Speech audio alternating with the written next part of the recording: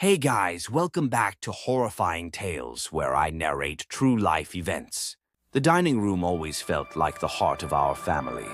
On Sunday evenings, it came alive with the clinking of silverware, the murmur of overlapping conversations, and my mother's endless cheer.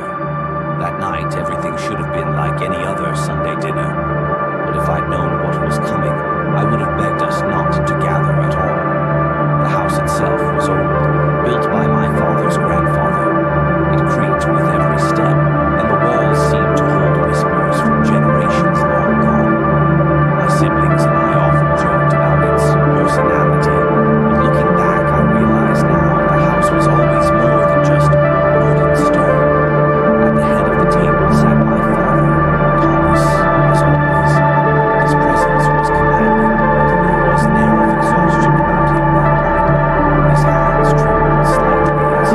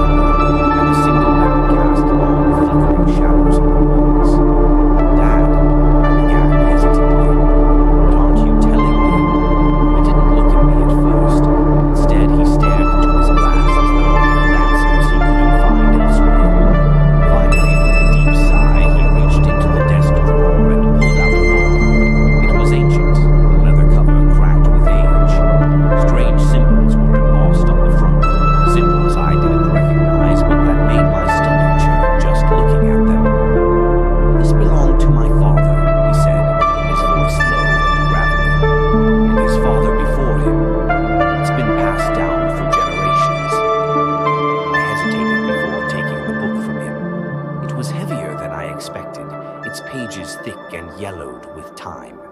As I flipped through it, I felt a growing sense of dread. The pages were filled with handwritten notes, diagrams, and accounts of strange occurrences that seemed too bizarre to be real.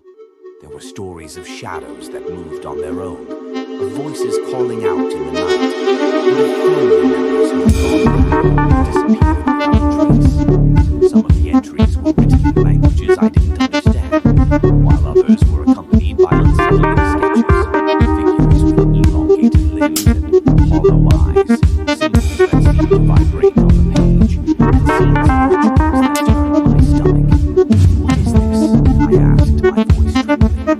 My father leaned forward, his expression grave. "It's the truth. Our family has been cursed for generations. My grandfather tried to fight it, but it was rooted. My father pretended it didn't exist. Now, to dismiss it as nonsense, but deep down I knew it was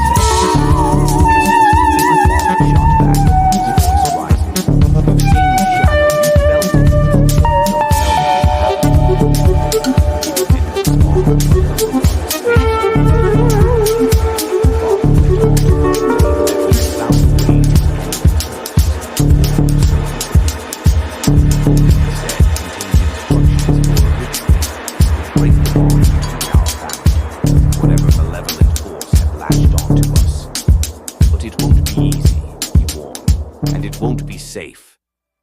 The room fell silent as we absorbed his words. None of us wanted to believe him, but the evidence was impossible to ignore. The shadow, the whispers, the mounting tension between us. It all pointed to something beyond our understanding. "What do we have to do?" I asked. My father hesitated before answering. "A sacrifice," he said finally. It requires a sacrifice. Would you like me to continue elaborating the rest of the parts in this detailed style? The family meeting that night was unlike any we'd ever had.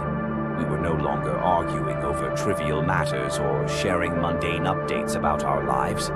This was different, darker. As we sat in the dimly lit living room, the shadows on the walls seemed to grow thicker, almost alive. My father stood in the center, clutching the book like a lifeline. He looked around the room, his eyes heavy with guilt and desperation. "The ritual requires a sacrifice," he said, his voice breaking. "A life for a life." His words hung in the air like a storm cloud. No one spoke, but I could feel the tension rising, thick and suffocating. My mother, seated beside me, reached for my hand. Her fingers were cold and trembling. "What kind of sacrifice?" David asked finally, his voice sharp. "An animal?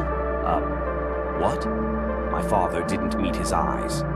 "Number, it has to be one of us," Claire gasped, and Emily let out a sharp, nervous laugh, as though she thought this might be some cruel joke, but no one else was laughing. "This is insane," David snapped, standing up abruptly. "You've completely lost it, Dad. There's no curse, no shadow, no—" "Stop lying to yourself," my father bellowed, slamming the book onto the coffee table. The sound echoed through the room, silencing David mid-sentence. "You've seen it. You've all seen it. And if we don't act now, it will destroy us all." For a moment, no one spoke. The only sound was the faint hum of the heater and the creak of the old house settling. Finally, my mother broke the silence. "There has to be another way," she said, her voice barely above a whisper. "Please, Thomas. We can't do this." "I wish there was," my father replied, his voice softening. "But this curse isn't just some story, Margaret. It's real, and it's already taking us, one by one." The conversation devolved into chaos after that. David stormed out of the room, cursing under his breath. Claire followed, trying to calm him down. Emily sat frozen, staring blankly at the floor. Peter, always the quiet one, muttered something about needing air and disappeared into the kitchen. I stayed behind, watching my father as he sank into his chair, his head in his hands. He looked like a man who had already lost everything. "What happens if we don't do it?" I asked quietly. He looked up at me, his eyes filled with a sadness I couldn't fully understand. "It'll take us all," he said, "one by one, and it'll make us suffer before it does." We didn't speak of the sacrifice again for several days. The tension in the house grew unbearable, the air heavy with unspoken words and mounting dread. The shadow's presence became more pronounced. It no longer lingered in the corners or the periphery of our vision. Now it moved openly, darting from room to room, its form shifting and twisting like smoke. Finally, my father called us together once more. "We don't have a choice," he said. "If we don't do this tonight, it'll be too late." No one argued. By that point, we were all too afraid to resist. The ritual was to take place in the basement, the oldest part of the house.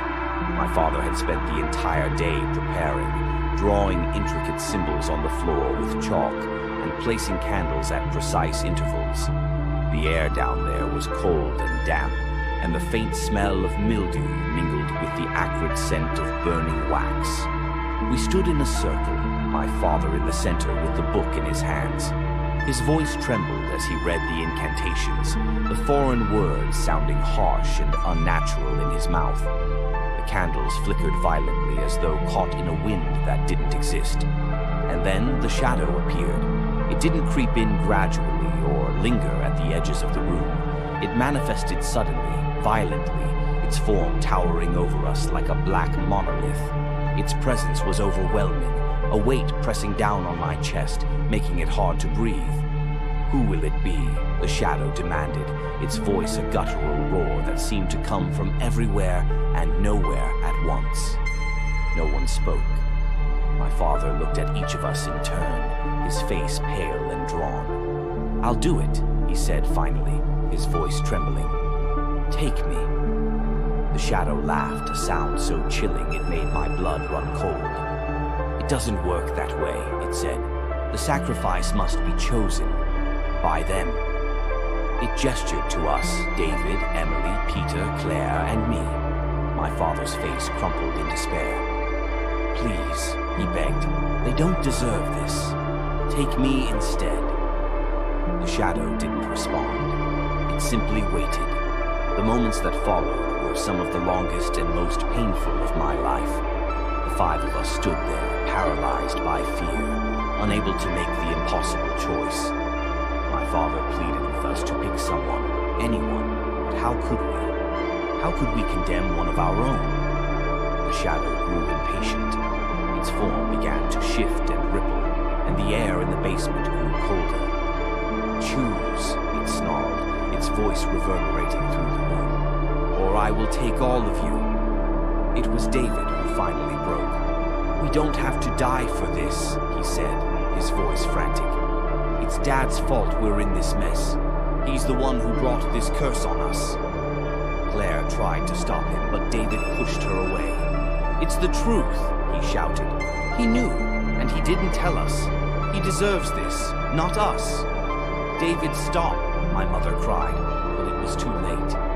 The shadow turned its attention to my father, who stood frozen, tears streaming down his face. For a moment, everything was still. And then, the shadow struck. It happened so fast, I barely had time to process it. One moment, my father was standing before us. The next, he was gone, swallowed whole by the darkness. His screams echoed through the basement, growing fainter and fainter until there was nothing but silence. The shadow turned back to us. The bond is broken, it said, for now. And then it was gone. The house has been quiet since that night. Too quiet. My siblings and I left immediately after the ritual, each of us too shaken to stay. But I couldn't leave for good. Something keeps pulling me back, as though the house won't let me go. I've tried to move on, to rebuild my life. The shadow still haunts me. I see it in my dreams, hear its whispers in the dead of night. Sometimes, I think I see it standing in the corner of my room, watching me with eyes that aren't there. I don't know what happened to the rest of my family. David stopped answering my calls. Emily moved far away, but I hear she's not doing well. Claire and Peter divorced shortly after, their lives shattered by what we endured. And me? I'm still here, in this cursed house, waiting for the shadow to return. Because I know it will. The bond may be broken, but the curse isn't gone. It's never gone. Thank you for watching. So, if you're listening Please to don't this, forget take to my subscribe advice. and turn on the Don't dig notification too bell. deeply into